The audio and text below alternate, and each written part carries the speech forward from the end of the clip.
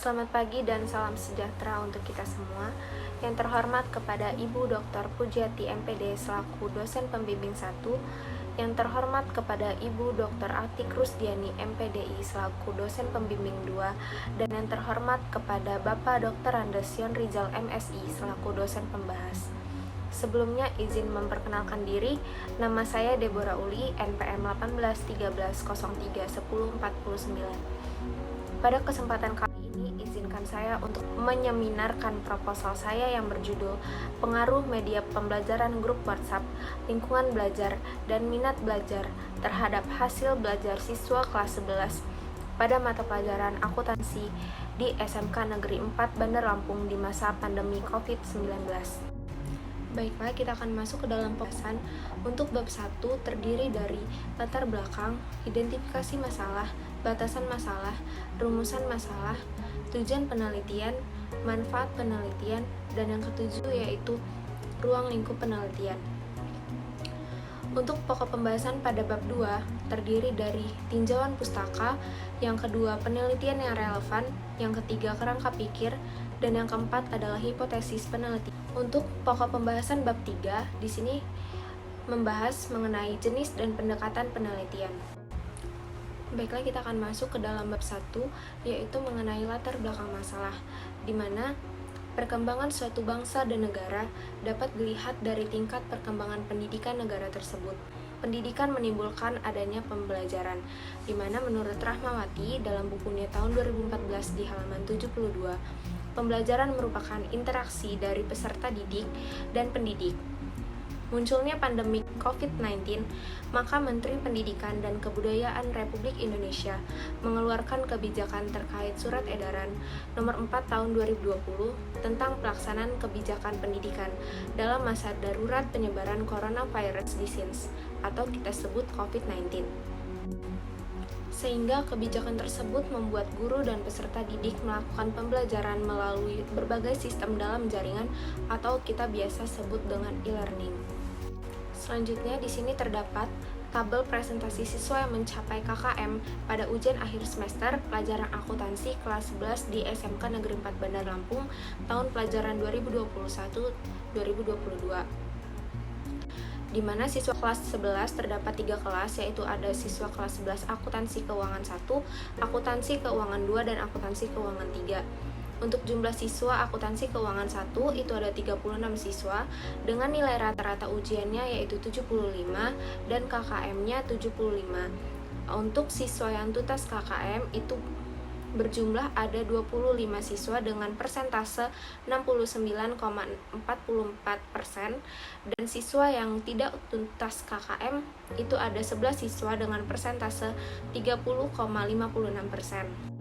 Selanjutnya untuk siswa kelas 11 akuntansi 2 itu jumlah siswanya terdapat 36 siswa dengan nilai rata-rata ujiannya yaitu 57,6 dengan KKM mata pelajaran akuntansi 75.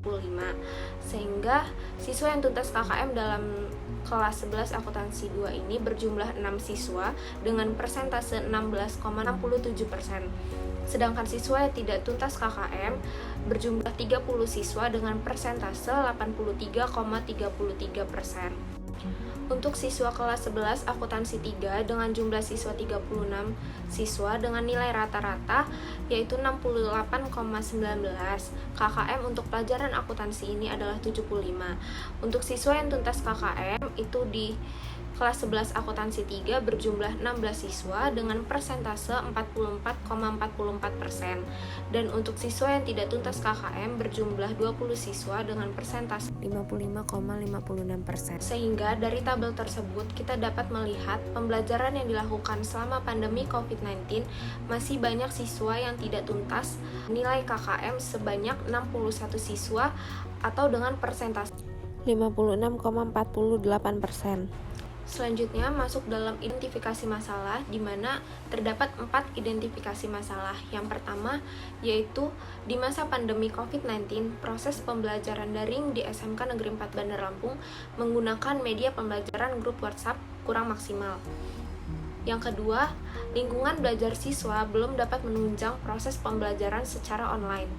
Yang ketiga, minat belajar siswa yang masih rendah dan berubah-ubah sehingga kecenderungan untuk tertarik untuk memperhatikan dan konsentrasi dalam belajar online masih rendah.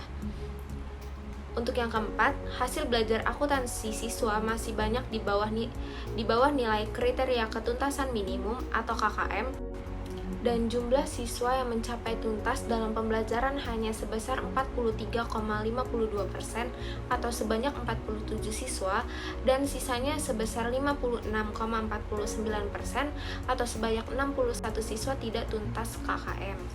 Selanjutnya yaitu batasan masalah.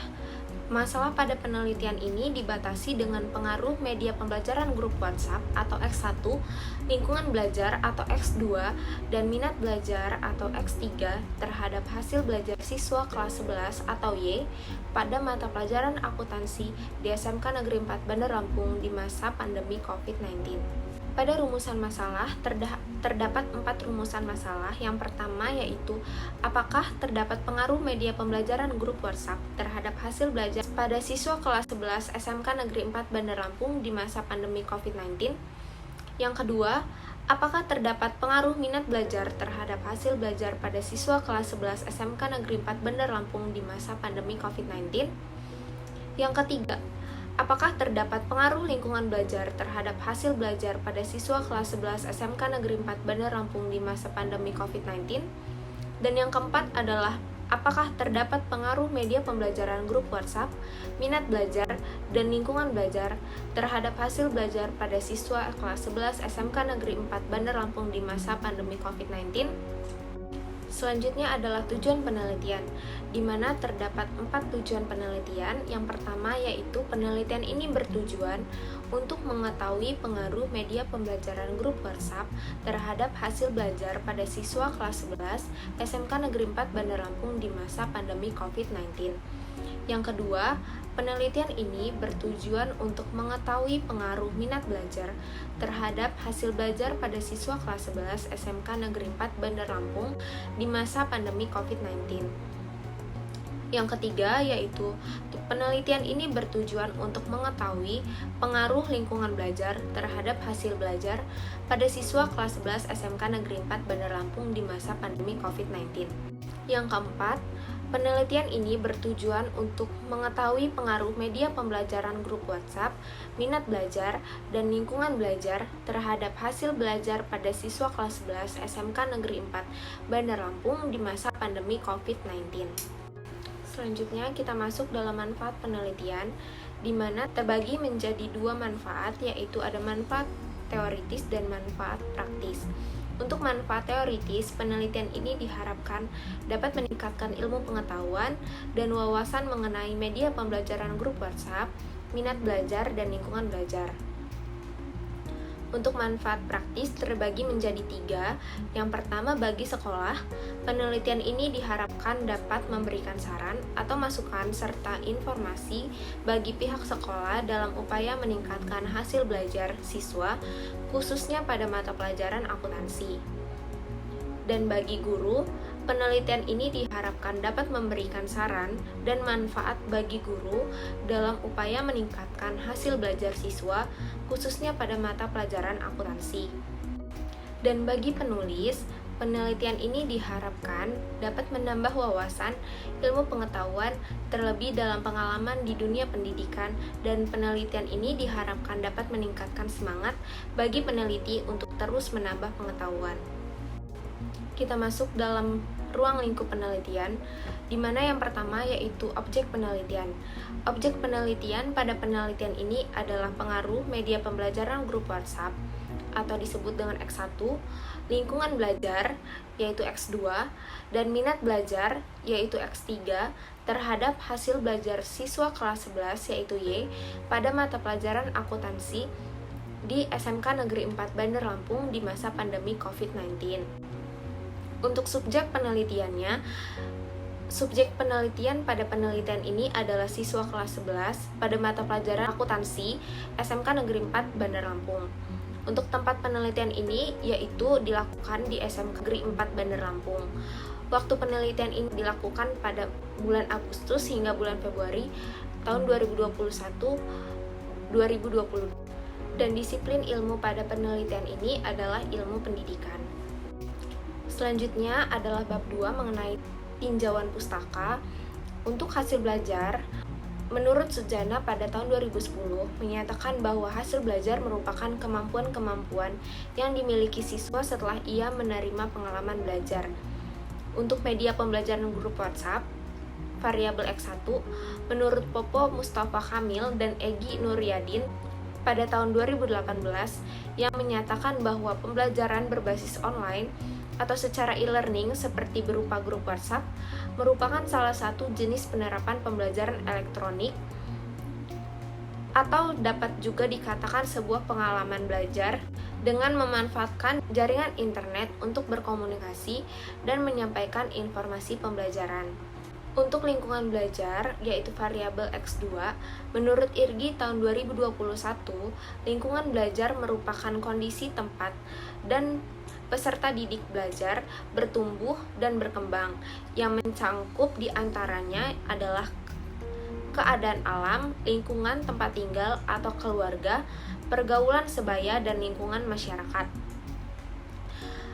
Untuk variabel X3 yaitu minat belajar, menurut Daviro dalam bukunya tahun 2013 di halaman 2 bahwa minat belajar ialah ketertarikan secara internal yang mendorong individu untuk melakukan sesuatu. Penelitian yang relevan digunakan yaitu yang pertama adalah Chokri Bahromi pada tahun 2015 yang berjudul The Effectiveness of WhatsApp Mobile Learning Activities Guide by Activity Theory on Students New Language Management. Yang kedua adalah Zakia Nurastanti, Fazri Ismail, dan Sukirman pada tahun 2019 yang berjudul Pengaruh Lingkungan Belajar di Sekolah terhadap Hasil Belajar Siswa pada Mata Pelajaran Fikih Kelas 11 Madrasah Aliyah Negeri 1 Banyuasin. Yang ketiga yaitu Haryadi Hafil pada tahun 2018 yang berjudul Pengaruh Minat Belajar dan Fasilitas Belajar terhadap Hasil Belajar Siswa pada Mata Pelajaran Akuntansi SMK Negeri 4 Makassar. Yang keempat yaitu Ayu Setioningrum, Fani Rahmasari, Uci Julfinanda, Prahesti Tirta Safitri pada tahun 2021 yang berjudul Pengaruh Media Pembelajaran Online terhadap Hasil Belajar Siswa pada masa pandemi COVID-19. Selanjutnya adalah kerangka pikir. Pada masa pandemi ini juga mengharuskan pendidikan untuk mempertahankan pembelajaran secara online.